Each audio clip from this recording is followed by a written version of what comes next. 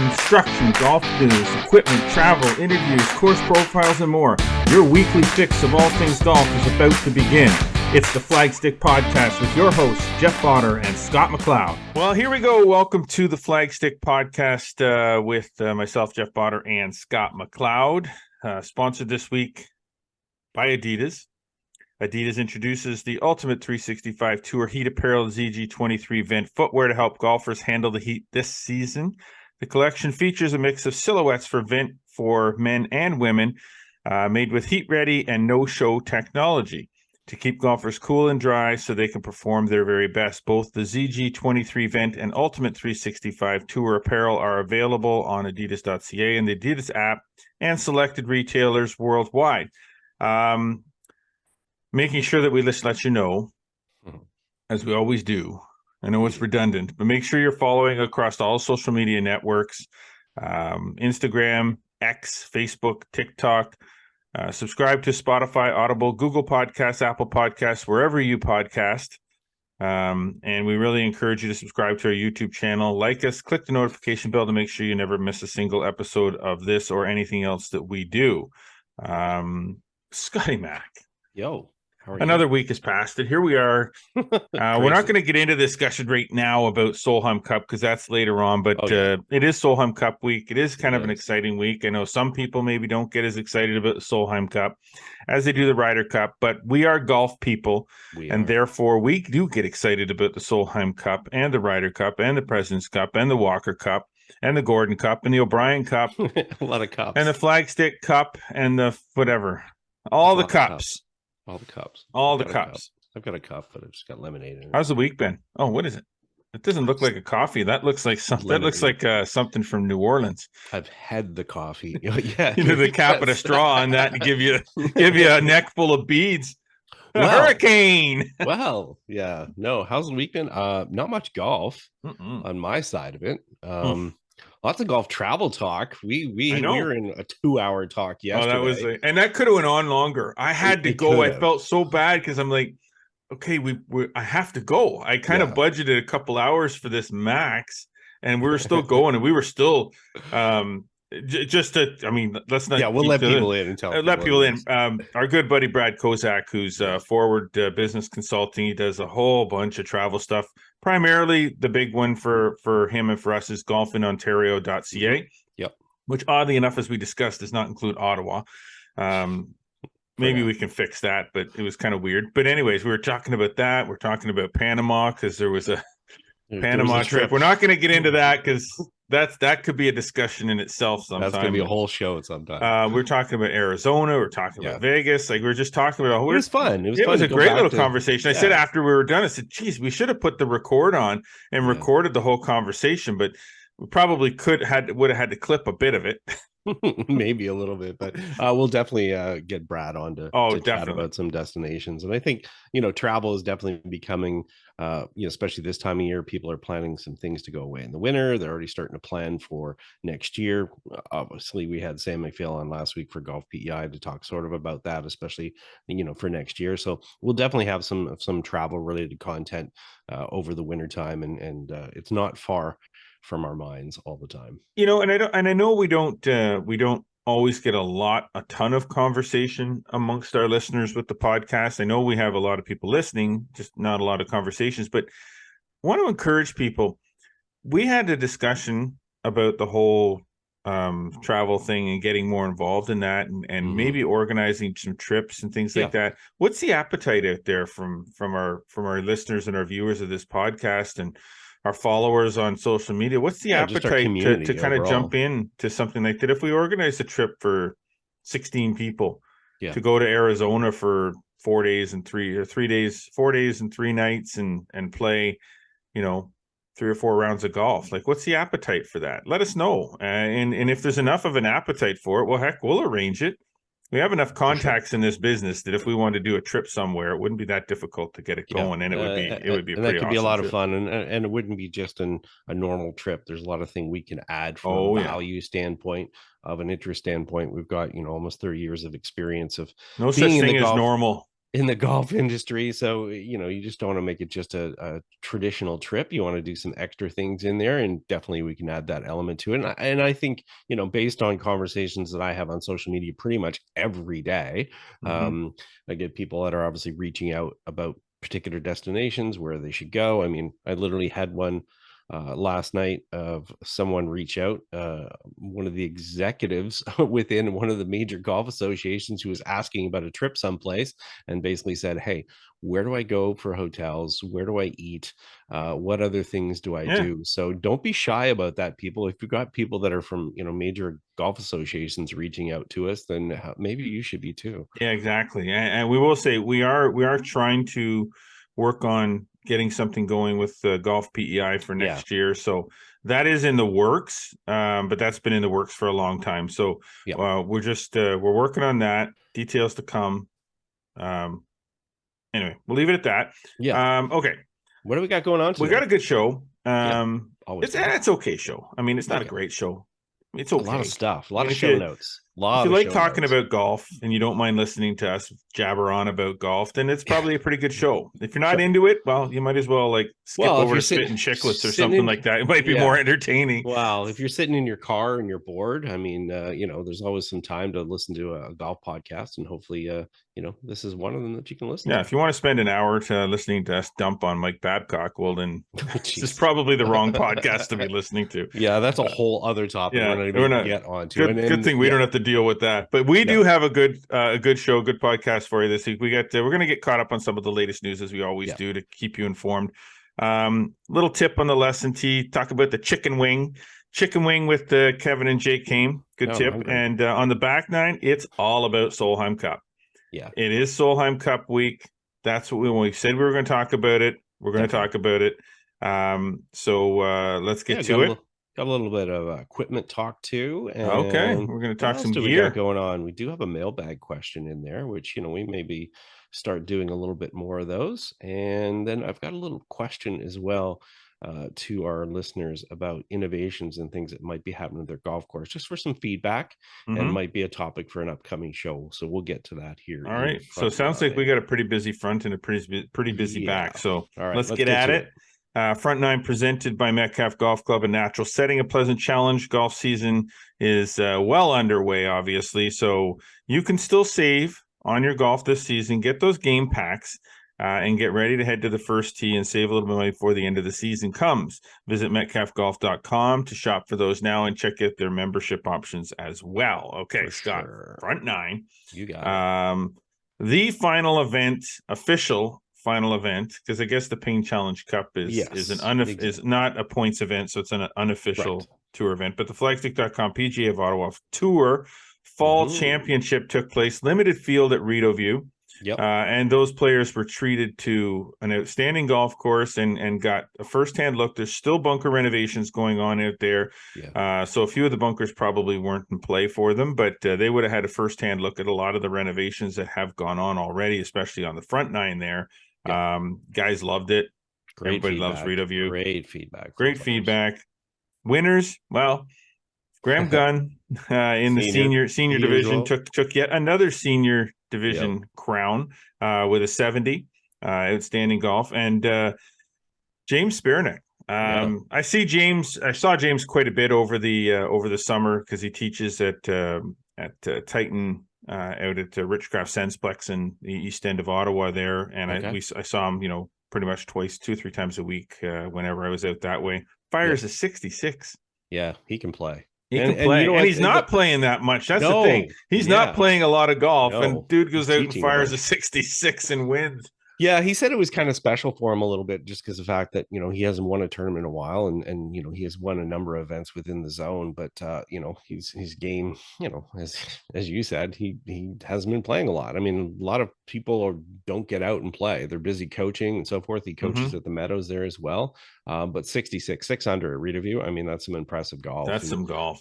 Had some battles coming in as far as other players who were also contending or whatever, but he basically jumped out ahead and posting 6 under, and 6 under usually gets it done on a one-day event for sure within a zone event. definitely. But I mean, there were some good players in that field too. There Even were in the actually host, Roger Beal, Dan McNeely. I think Lee Curry Lee Curry was in the mix. And Sarah those are all those Landry. three guys, all Rideau View. I mean, Lee Curry's not at Rideau View now, but I mean, He's at Camelot, basically grew up playing Rideau View. Yeah, he played 4,000 rounds there for so sure. Sarah knows Landry the golf as well, course. the head pro at Rivermead. I think she was 3 under. I think she shot she was third, so which is impressive as well. So she can play. There you go. Upcoming October the 2nd, obviously the Ping Challenge Cup. We're looking forward to that at Highlands Golf Club. Hopefully we get good weather, good fall weather. I don't mind it a little chilly first thing in the morning, but I don't want to be chilly all day. No. You know, because then the coffee and maybe something to spike up the coffee a little bit in the cart as we captain our way around and watch. We still have to figure out if we're going to play or not. Yeah, I know. I'm nervous about that because I'm nervous. We could play 9. Well, I would think that maybe that might be the only option because we kind of want to be there for our guys coming in, and if we're out on the golf course playing ahead, even if we play ahead of them. You know, maybe 9, and it'd be like the tie-break match or something like that. If after I dump you somewhere after about 5 holes. Sure. Okay. I get to play from the forward tee, so you have to play the. I have a winning record. I'm a senior, man. I got. But whatever. I'm a senior. Yeah, Graham Gunn can justify playing as a senior. You can't. All right, we'll go with that. Oh, we should mention as well. I hit it 300 yards off the tee. I'm a senior.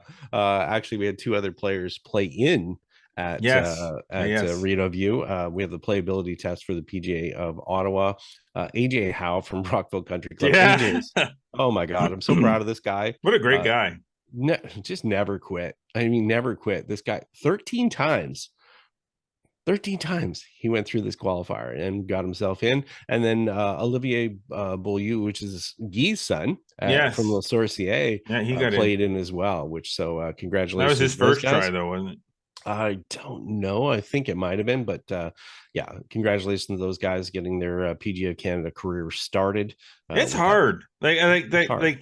It's not easy to do. I mean, I guess, for some guys that are playing a ton of tournament golf and ton of golf leading into it, it's a little bit easier. But God, when it's not that you have to win the tournament or anything that. You have to shoot a number. It's just you're playing against a number, and the problem is that it's you always know what that friggin' number is, right? It's a mental test. It's not a physical test. So I mean, having gone through it and multiple times, and going out there and knowing you can play, but the problem is as soon as you start to get your numbers start to creep up, and you start to if you're starting to do math and going, man, I only have this many strokes to play with or whatever, it's difficult. I mean, now it's a 1-round thing, so I'd say it's a little bit easier that way, which is fine. You're just trying to ensure that you have a certain level of playing ability.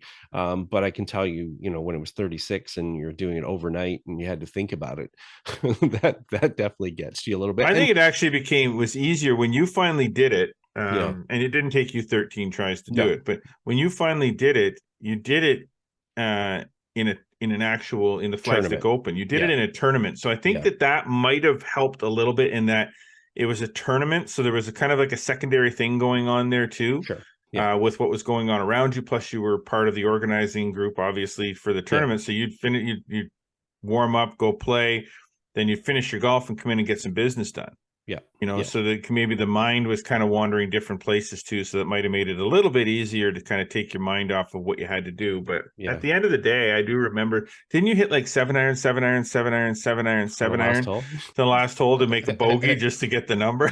I don't think it was that bad, but I think I hit a. It was putter, putter, putter, bogey. It was 18 the neck. Well, I mean, here's the thing, I'd shot like 1 over the day before, so I had lots to play with on day 2, which was easier. But again, you're not trying to make a big mistake, and it was a par 5 that you don't need to reach it in 2. So really, the goal. You didn't need to reach it in 3. No, I think it was 4-iron, 7-iron, wedge, and I didn't care whether I 5-putted. I was still good, so it was fine. But yes, so congrats to those guys and everybody else who's tried this year and is looking to play in the future.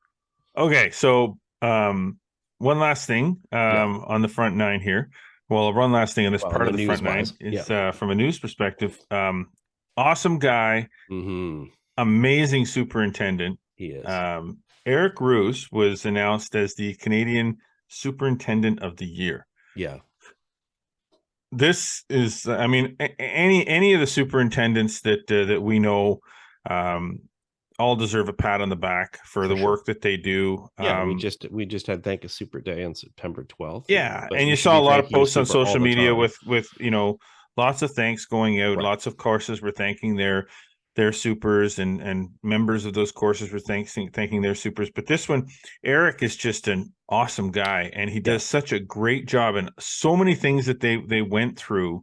Not just I know it's superintendent of this year, but I mean, even going back to even going back to 84, so. They go back to the pre-CP Women's Open. Sorry, what is it again? The CPKC Women's Open at Hunt Club. The work that they had to do to get that course ready to play, like it's a tireless job to be the main head superintendent at a club, let alone a club with that kind of stature, where the demand to have the perfect conditions all the time is very high. And my son Brandon and I had an opportunity to play the Hunt Club this year, not a couple weeks ago. And it's always, I mean, every time I've ever played, it's just the conditioning is so good. Yeah, Eric wins it not only just for that. There's multiple aspects to go into it. Like I said, he's worked there since 84. He's been the superintendent since 87. But it's a combination of a couple of things, not only keeping the high standard, but mentoring other players, being involved with the industry. And then, this was just announced at the Fall Field Day. He'll actually receive the award officially in February in Montreal at the National Golf Course Management Conference. And again, he's highly respected. This is a guy who's gone down to, volunteer at major championships at Augusta National and so forth.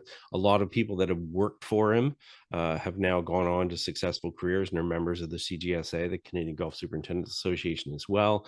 So it's just well deserved for many, many reasons. It's not about just taking care of grass. No, definitely not. Yeah, definitely not. Okay. Right. Now that kind of wraps up our updates and news information for you.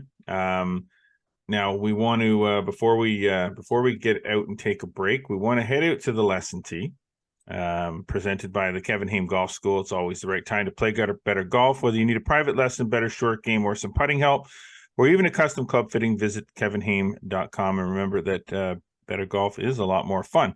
As we head out into the lesson tee, Kevin and son Jake Haim are going to help you out with getting rid of the backswing woes, the chicken wing. Goodbye, chicken wing. Out on the lesson tee with Kevin and Jake Haim. Let's go there now. Happy Tip Tuesday, golfers. All right, Jake, we're back on the lesson tee, and today we're talking about the trail of the back arm, how it should move to set up the club properly. Kind of a misunderstood thing about the game. There's a couple of things we see a lot when people try to get their arms in the right position and perceive where they should be. So show me the two biggest things we see all the time. Okay, so the first one is that people will set up and they will start too much with their back arm and they will pull it across their body in the takeaway. So as that back elbow pulls across their chest, it gets very behind them. And this will lead to having to lift the club up into this position, which is how that dreaded chicken wing happens we all are trying to avoid. Yeah, that elbow is up, the flying elbow we call it sometimes. And a lot of it's caused, Jake, just because you don't turn enough. If you turn, the arms can fold. If you don't turn, those arms will separate and that elbow gets behind, as you said, and starts moving the wrong way. Yeah, I agree. So when we turn it, it'll look more like this, as opposed to using my arms to bring the club around instead. Okay, so we get the flying elbow, the chicken wing. But then people try to fix it with another kind of misperception. What do they do next? Yeah, so they'll overcorrect in the opposite direction. And what they'll try to do is they'll try to keep their elbow down, but they'll wind up bringing it in too much. So by pinning my elbow into my rib cage, it gets my arm very close to me, which I guess isn't up in the air, but it also means I rotate my shoulder in, I get my elbow down, and that will make me swing around my body too much for a completely different reason. Yeah, another flaw, and we also call that narrow, because instead of swinging, the arm is locked into the ribs, yeah, good point. The swing gets very small and weak. The problem there is up has an opposite. The fix is to keep it down. The opposite of up is not in. And people just make that little mistake. So the trailing arm needs to swing and then fold under the club into an L. And I've got a drill for you just to show you how it works. You know, a lot of times golfers make mistakes because when you have both arms, you can really control that golf club. If you swing with just your back arm and allow your arm to swing, notice how my elbow swings naturally, and then I turn the club under and get the elbow in that L position. If I only use one arm, the arm will usually travel the right way and it'll swing and then fold. I actually hit balls like this sometimes. It's not easy. Don't worry about it if you don't hit great shots, but if I can just stand here and swing and fold, I can move through and at least make contact and start to understand what that right arm, that back arm does to support the club and have the proper position at the top. Right, Jake? Yeah, what I like about it so much is even if you don't hit it well, it'll give you the feeling of what your trail arm should be doing. So it makes it easier to replicate it in a golf swing instead of kind of being confused and wondering where your arm should go. Yeah, I love it. It is a swinging feeling. Is swing and fold. Try it next time you're practicing. I think you'll hit better shots.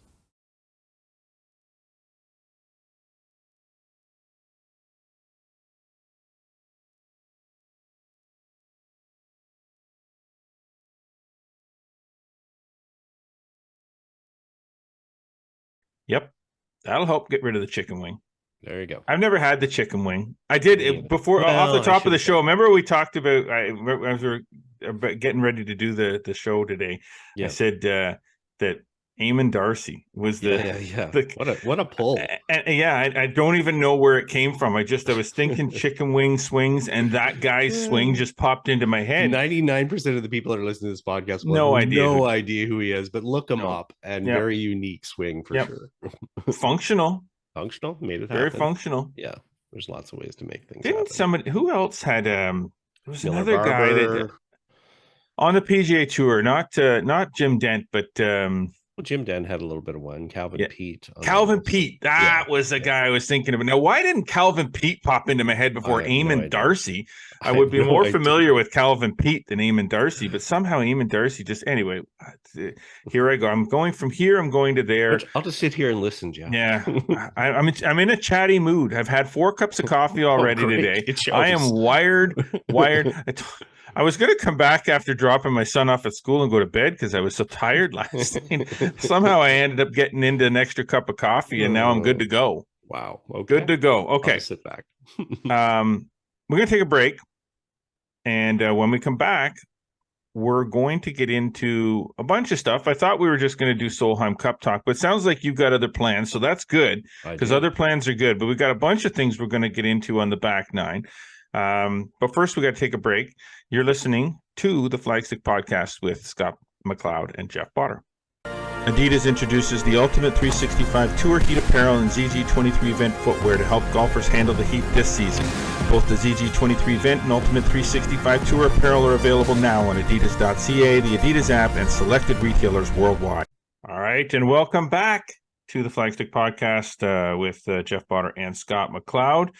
Well, let's get right into our back nine, Scotty Mac, presented this week by Castleview Golf Club, only a short 25-minute drive from Ottawa. This 18-hole layout is renowned for its superb conditions and unsurpassed service, making it a must-play in the capital region. 5, 10, and 20-round packs are available. Visit castleview.com for more information. Okay. So we're spinning things around a little bit, doing some different things. We're trying to mix up this podcast, keep it interesting, keep you loving it, keep you loving us. So how's a better way to do that with some great golf content. Yeah. Lots of stuff going on. So it's just trying to, from a variety standpoint, it's trying to stay relevant with what some people are obviously asking about, talking about. So we thought we'd just respond and sort of blend in a few more things, and we might have more things related to this on future shows as well. So, well, I'll tell you, the first one on the list of products that you want to talk about really hit a nerve with Brandon, my youngest son, Brandon. Talk about Brandon a fair bit on this podcast. I don't know why. I do have another son and a wife. But Brandon, when he first started really getting into golf and getting his first real set of clubs and all that, he loved the Spider putter. Yeah. So we reached out to Nick at Yep. at TaylorMade and asked about possibly, because he was very small, very short, about getting a custom made putter for him.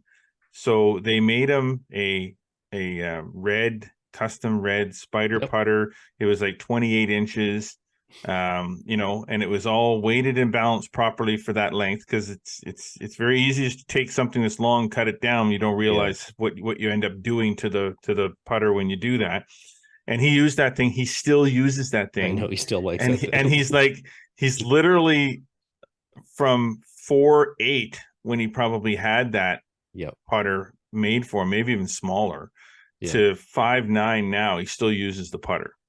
He still loves the putter. I call it the Red Rocket. He does not like it when I call it that. But anyway, he's not a big. He still likes the spider putters, the new ones. And they've continued the franchise. I mean, it started almost 20 years ago. But he really preferred the older, the shape of the older original spider putters. He's like, I really wish they still had that. And he saw the post on Flagstick.com. Good for him. He's like, Dad. He said, the old spider putter's back. It is. So now, it isn't. So now I know it. But now he's like, okay, I got to get a new red one. Yeah. So we're talking about the TaylorMade introduces the Spider Tour series. Yeah, they've reintroduced it. So they brought this back out. Kind of a mix of traditional looks and more modern technology. Some different weighting as well. Some different technology internally as well. They're making use of just for vibration dampening and for feel rating behind the insert, using some of the technology that they've sort of developed and made use of in some of their distance irons, the Stealth and Stealth HD. But I think the big excitement, just like Brandon is excited about, is that traditional spider shape is back as an option within this series. And I think this series just sort of, again, it's become iconic. And I said that in our article that's, at flagstick.com. It's become one of those things for this modern generation of golfer. When you ask them sort of what the classic putters are, I mean, we're back talking about, ping answers and zebras and, 8802 blades and stuff like that. Whereas the current generation of golfer is really familiar with, that Spider Tour as being a, sort of an iconic putter, which it has become, a major franchise. And really, for TaylorMade, they'll admit themselves, from a putting standpoint, they weren't really into the putter game until that Spider really sort of took hold. Yeah. And so this new series, there's 5 models in there, some various shapes, again, different weighting to suit different players as far as their strokes and how they perform. So it's a mix of that traditional look, which a lot of people are liking, but some modern improvements, and the PVD finish as well, a little bit more durable. As we know, some of the original TaylorMade putters that you see around with people in their bags, pretty chipped up, pretty banged up. It's almost a point of pride for some people to have that, those are battle scars, man. It's exactly it. That's exactly what he said in the article, the battle scars. But yeah, it's got the PVD finish. So certainly, that's coming out. Pre-order is pretty soon, and I think fully out around the end of October at retail. So something to pay attention to. And if you want details of that, just head up to flagstick.com. We've got photos of all of it and details on that as well.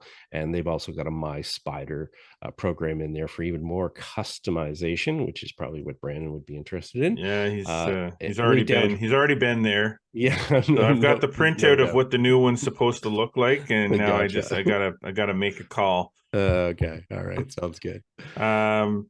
So switching from putters to shoes, Adidas has revealed the new MC 87 4D shoes. Yeah, if people are familiar with the 4D soles, again, it's not sort of for everyone from a look standpoint, but from a performance standpoint, the 4D soles appeared, I think about 6 years ago now in Adidas's regular line, and it's kind of worked its way now into their some of their golf products as well. MC87 is a continuation of the MC80 that came out just a little while ago. It's sort of a limited series shoe, has an inspiration from Adidas model shoes from the 1980s. And what they've done is they've taken, I think it's the Tiverton model from 87 that Adidas had, and then they've added sort of the full 4D soul to it. So it's kind of a very unique look. You can see we've got video of that, pictures of it, all sorts of things, but even people are like, oh, kilty options and stuff like this. Yeah. So it's definitely different, not going to suit everybody, but certainly getting some attention, and a nice special edition release from Adidas. It's, again, it's not a wide release, but it's for men and for women, and it's on a gender neutral platform. So from a sizing standpoint and a look standpoint, I mean, it's it's pretty interesting. So Okay. Now, do you want to keep going with the product? Do you want to, because we do want to get into some of the yeah. Solheim Cup Well, talks. I'll just mention a couple of them quickly. Okay. Puma's got a new made for this line to combat weather elements. I've got a bunch of stuff coming up really soon on weather gear from various different companies. So pay attention to that. And then Nike's got a special edition Air Max 1 Golf in Euro and US colors for Solheim and Ryder Cup week. So yeah, in case you want to get your cup gear on. Yeah. I mean, just people like special edition stuff. They just like shoes and different things to be, it's like golf bags or whatever. They just want to be different and stand out from the crowd. Not all have the same thing. So yeah, that's the reasoning for that stuff. Now, moving on to something more innovative. Yeah. So again, just a couple of quick things here. Well, we'll rip through this really quickly before we get to Solheim, because I know we really want to get to Solheim. So how about I just pile through this one here? Let's burn it. Just hearing from about more clubs about expanding their offerings kind of in Ontario, Quebec, across Canada as well, doing different things with music, bands, special events, new non-golf services, etc.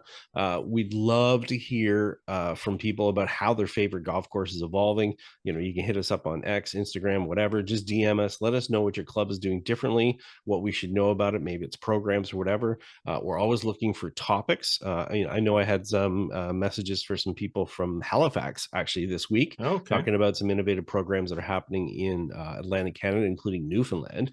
And I'm going to follow up on that, and we'll have some content on that soon, but always willing to hear about that for sure.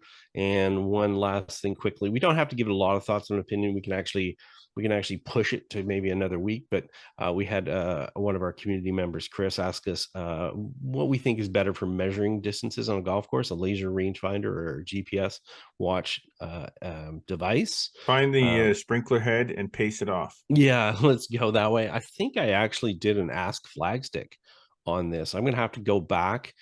No offense, Chris. We don't want to actually just sort of, blow over this by too much. We'd rather dig into it a little bit more. We can dig into it a bit if you want. I mean, it's not. Well, I mean, for me, I'll give my opinion quickly. There's no right or wrong in this. It really depends what you want to use it for. Rangefinders are obviously line of sight. You need to be able to, see what you're doing, because you're going to shoot them with the laser and comes back as far as the distance wise. I like a laser rangefinder just because the fact that it gives you whatever targets that you want. But if it's around a corner, you're not going to see that too well. And what people will also find then is that, within GPS devices, it's not only just giving you, yardage as far as, front, back, middle. Some people like it as far as the other information or the other features of their GPS device. Say it's a watch, for an example, where it might have scoring options in there. There's other things and features that are in there. So it really comes down to what you need from it. It's not a case of one just being, it's better. And hey, you know what? Nobody says you can't use both. Or none at all. Nobody says you have to use either or. Yeah. Yes, exactly. I mean, I've done that. I know I did that this year. I had a round where I just kind of, got rid of the rangefinder and took a half set out and just kind of, paced off old school, off the 150 markers and eyeballed it and whatever. And that's all. I'm kind of I'll weigh in on this a little bit, but sure, I mean, I'm always, maybe I just feel like the negative Nelly sometimes when it comes to this stuff, because I know the game is evolving. I mean, to sit there and say I'm a traditionalist, but I don't play hickory clubs and persimmon woods and so on, and use Gouda percha balls or featheries. But at the same time, there are still some components of the game that I don't believe should be technologically enhanced, and I'm okay with rangefinders. to a point. I use a rangefinder here and there. I don't use them very often. I'm not the biggest fan of watches and stuff like that because that, and I know it does help speed up play a little bit to an extent. It also does slow down play to an extent too, when there's so much figuring out of your yardages as far as, well, what is it to there or what is it to there, instead of just playing what's in front of you. But when it comes to knowing yardages over trees and cutting corners and stuff like that, it's like, yeah, I'm on the fence with it. People will argue one way or the other, but I'm more, if I'm going to pick one or the other, it's going to be it'll be the laser rangefinder, not a watch. Okay. The watch in my drawer over here. Yeah, I've got one someplace here. Tells time too. Yeah, but I think the thing is though, if people can look quickly and they're just middle yardage, that's perfectly fine. They're gonna play faster because of it. One would think slower.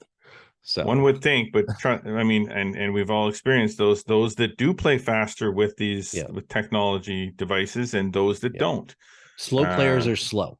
They're slow because they're slow. Yeah, exactly. They're slow whether they're using the device or not. But I have seen those that could be faster playing far slower than they should be. But anyway, slow play is a completely other topic. Yeah, and I won't blame that on the technology. I'll blame that on the golfer. Well, yeah, it's not the technology's fault. Exactly. Technology is supposed to make it faster, but it's the golfer. If a golfer is slow, they're slow. Don't be slow. Don't be slow. Yeah, make me angry. Slow. Okay. All right. We want to get into some Solheim Cup talk, but first, just a reminder: we have a free. Don't people like free stuff? I think so. We have a free Flagstick Digest newsletter that you can sign up for at flagstick.com. Yes, you can. Simple. It's simple. And it's every 3 days a week, Monday, Wednesday, and Friday. You got it. News, information, product reviews, whatever it is, direct to your inbox. You got it. And simple. You get the newsletter, you read the little blurb, you like what you see, click it, more, boom, over to flagstick.com. You don't have to go to flagstick.com right away and scour through the website. You can get this to your inbox, and then you can go over to flagstick.com. And it goes directly to the cool article that you're looking at. So free. Sign up for the Flagstick Digest newsletter. To do that, just go to flagstick.com, and it's pretty simple. Top right-hand corner, bottom right-hand corner, and many other corners throughout the website. All right. Can't make it any easier than that. Nope. Yeah. So, Scott. Yes, sir. Solheim Cup starts tomorrow. Let's get into some Solheim Cup talk. It starts tomorrow. Now, I'm somewhat excited about this. Well, not somewhat excited. I am excited about this. I've seen the golf course, not firsthand, obviously. No, I haven't been. No, I haven't been. Wow. Okay. But I am really excited about the Solheim Cup. Why are you excited? Well, why are you excited? Because that's what I want to hear. It looks like a very evenly matched group that on paper seems to benefit the European side a little bit. Yeah.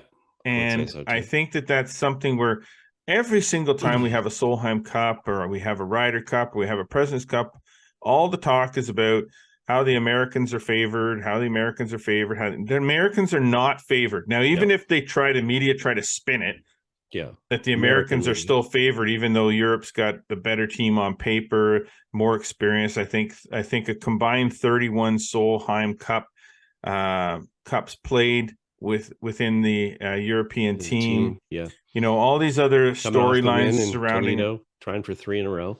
Yeah, so Europe's favored hands down on paper. But we all know that golf is not played on paper. Golf is played on a golf course. Yeah. And at the end of the day, the players are the ones that are going to decide who wins the Solheim Cup, not the stat lines. Yeah. And I think part of it is a couple of things why I'm excited about it and just carrying through exactly what you're talking about. We've got a mix of very highly skilled players. We've got a mix of, we'll call them a cast of characters, of players that are emotional and have different ways that they play, super highly competitive. I think there's just a lot of good ingredients there. And people have to realize as well, much different than maybe on the men's side of the game where the US dominates. So if you start to look through, the top 100 players in the world on the men's side, US has is dominant in there in those rankings. But you'll find if you jump here, and I did it yesterday, I just went through the Rolex rankings. You'll be down to 70th in the world before you hit the bottom of the US team players that are involved here. So yes, they don't have the number one player in the world on the European side, but they do have the number 5. They have a higher concentration of players.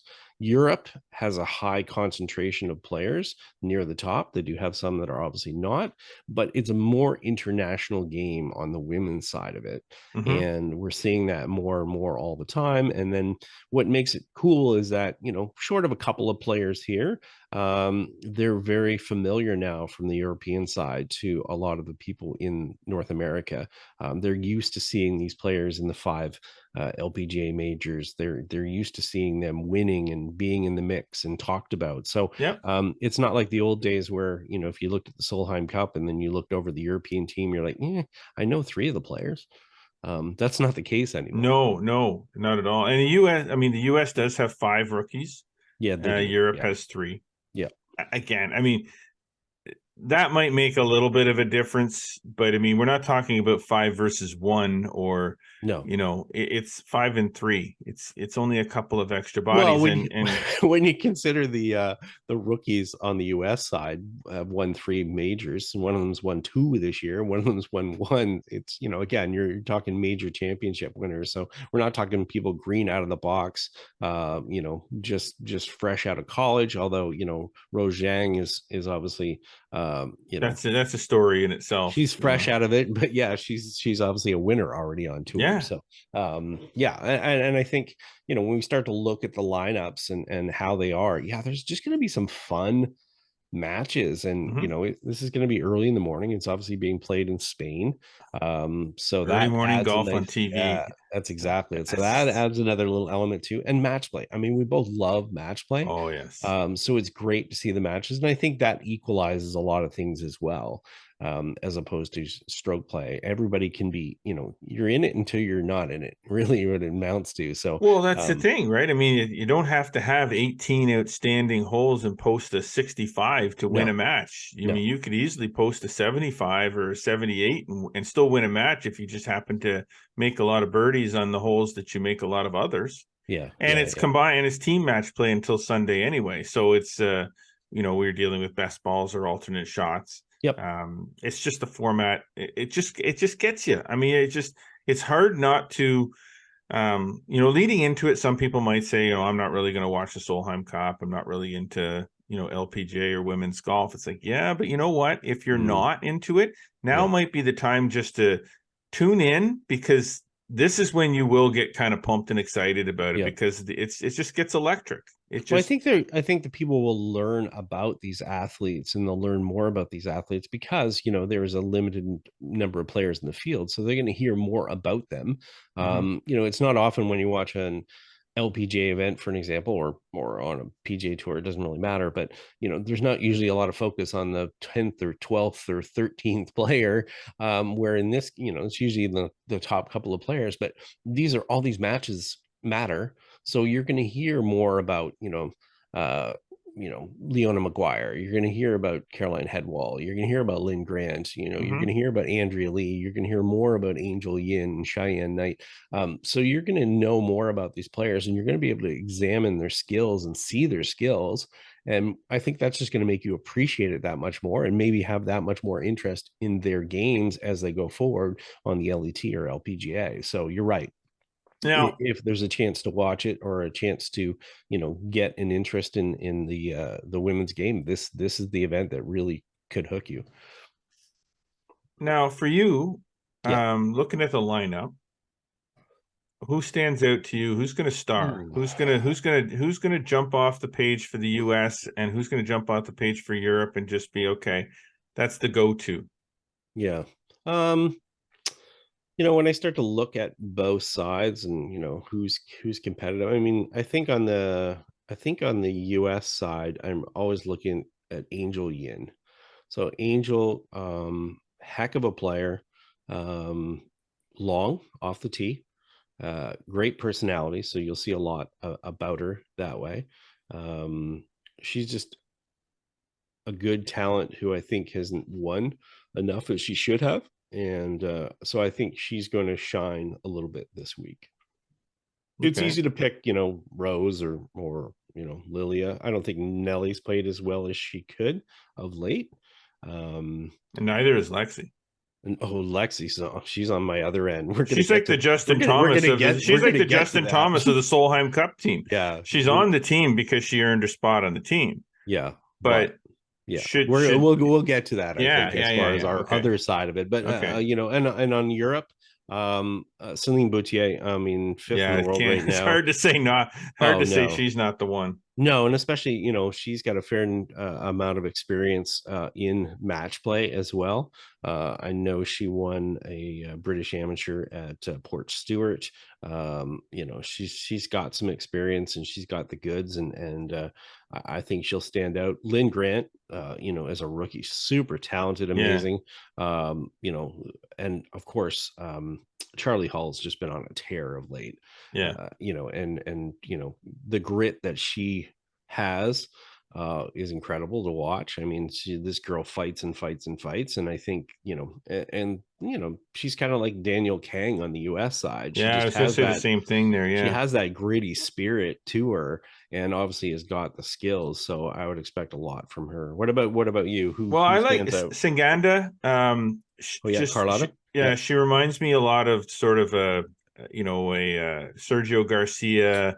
You know, kind of really spunky, fiery home country. She played really well in the last Solheim Cup. And she's just you know, she's got that grinders game. And I hear she's the team DJ, so that matters too. Gets everyone else pumped up. So I like her a lot. I like Charlie Hall, obviously. I mean, it's hard not to like Charlie Hall and Celine Boutier, but I also like the veteran presence of an Anna Nordquist. Playing assistant captain. She hits it long. Long. Major winner. I mean, long relative to everybody else on her team. She's long, but I mean, it's not that much difference between her and 13. But she just, you know, the veteran experience too that comes into play. So I like her as well. On the U.S. side, I think Nelly Korda is gonna get it together. She just she's one of those ones, I think, that just gets up for this type of team-based U.S. type competition. Fair. So I like her to step up. I think Rose Zhang is going to have a not gonna say a coming out party, because she's already had her coming out party. But I think this is another level. She is so well spoken. She has such a great game. She's young.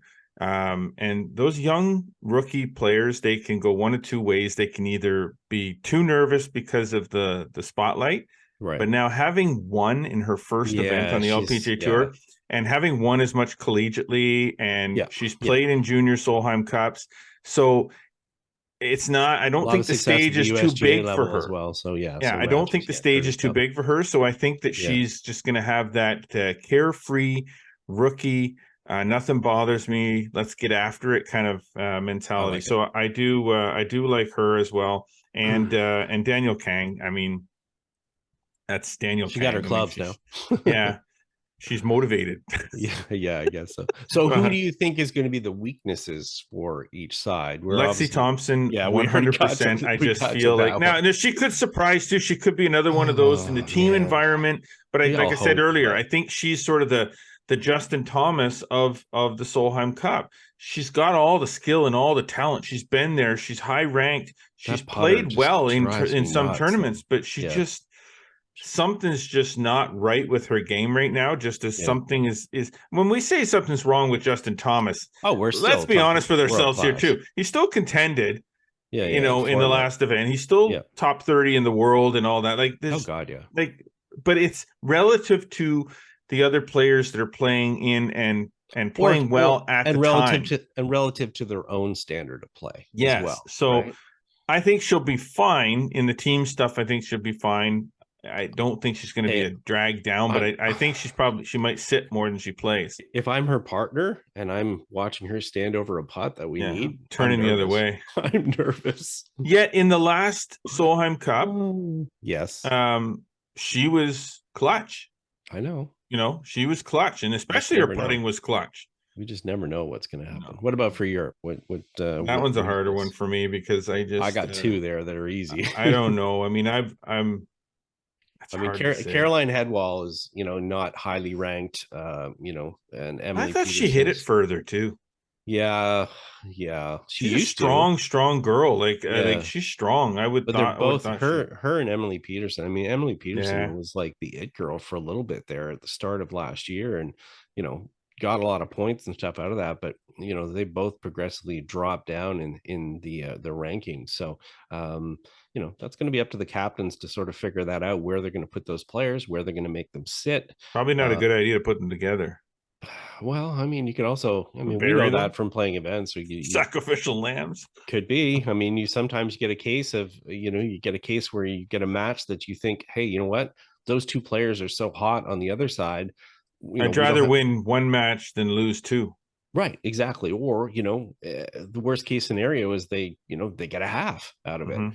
So sometimes, and people have to realize that if you're captaining, we've been lucky to do that for the Ping Challenge Cup, and no offense to any players, but we know cases where all of a sudden a player comes to you and like, hey, I'm not playing well.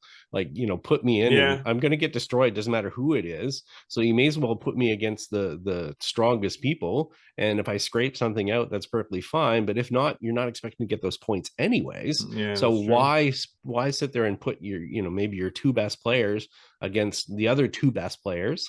Well, and the thing is, TV, we're trying to, this is topics for discussion. So, when we talk about somebody being the weakest player, there's still, it's relative.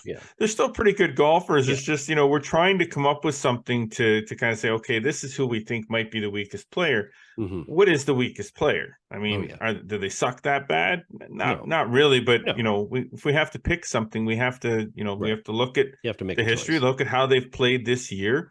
Look at their stats, look at their scoring averages, look at their results, and see, who's the weakest link. You are the weakest link. Bye-bye. All right. So here's the question for you. Yes. Obviously, we've got the Ryder Cup coming up next week. Yes. Do you think it's good or bad that the Solheim Cup is being played a week prior to the Ryder Cup? Oh, boy. I think it's better for the Solheim Cup that it's prior. Yes, agreed.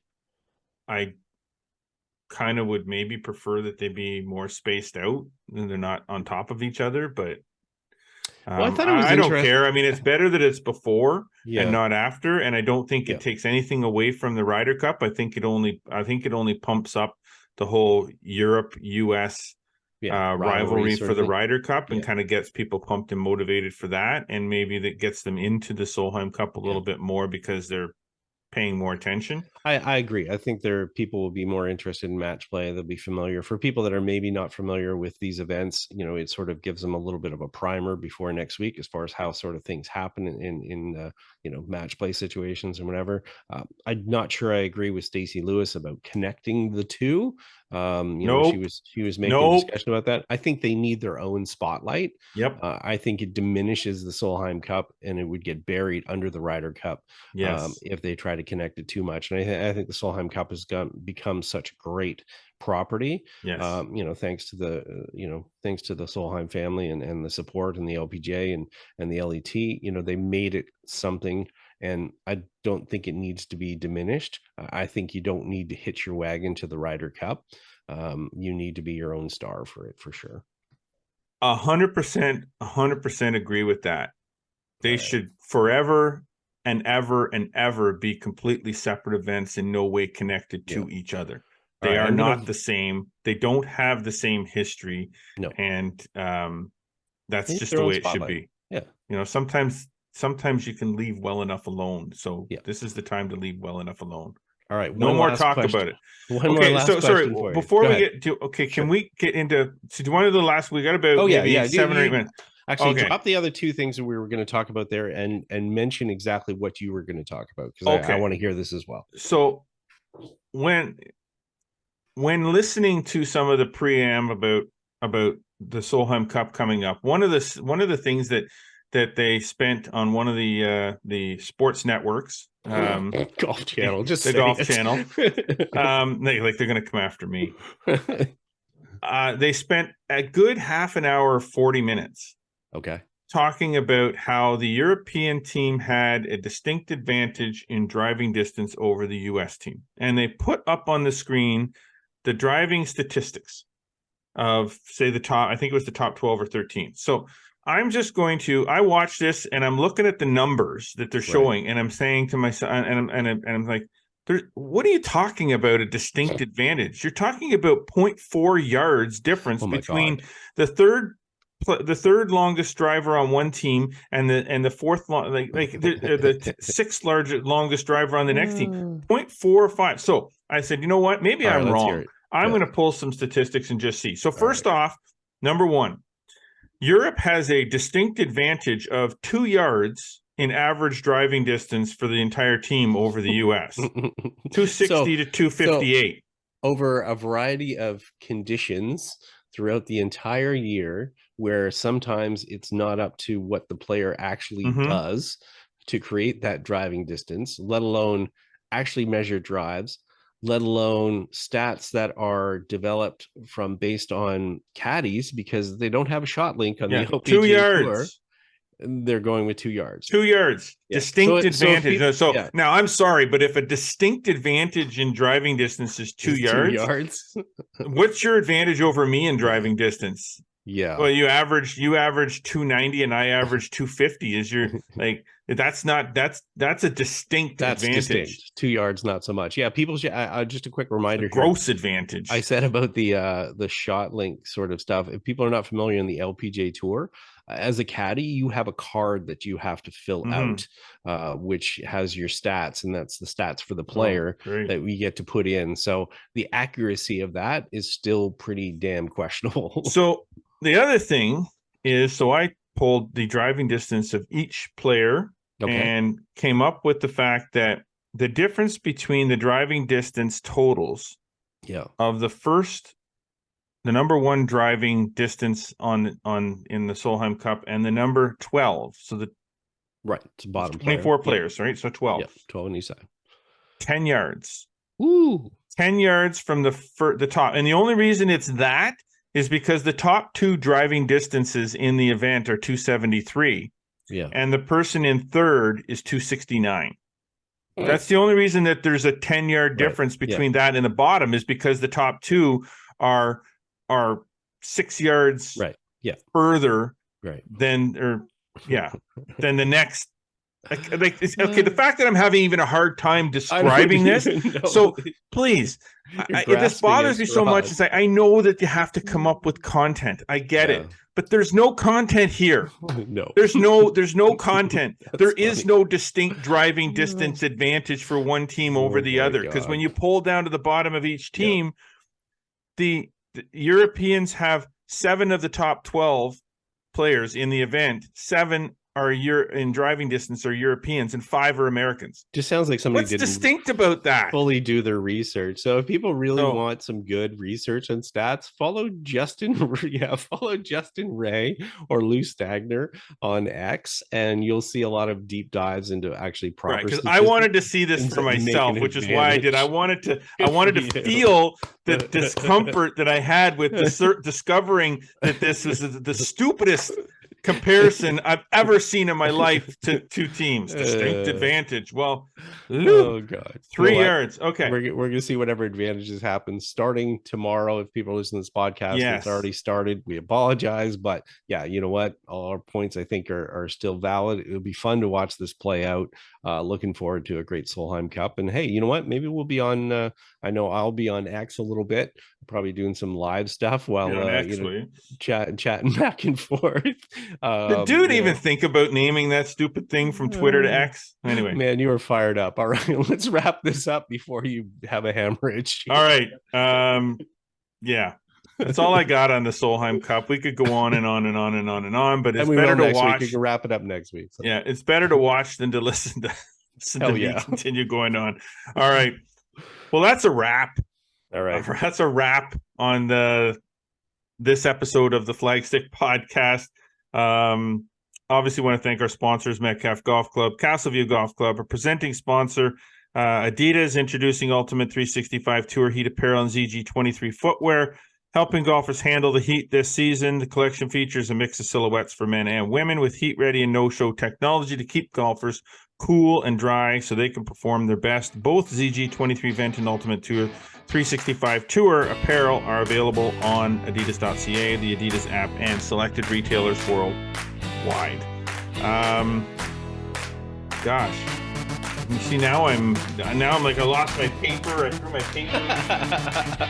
You're a mess. I don't even know what's going on here. Avoid that fourth cup of coffee. Okay? Yeah, I guess so. I hope everybody has enjoyed this episode of the podcast. I hope you've been enjoying and hearing and watching, listening to us. Be sure to follow us across all social media networks, Instagram, the aforementioned X, Facebook, and subscribe to us on Spotify, Audible, Google Podcasts, Apple Podcasts, wherever you download podcasts. We'll be there. Don't forget to subscribe to the YouTube channel. Like us, click the notification bell. Make sure that you never miss a single thing that we post on the YouTube channel.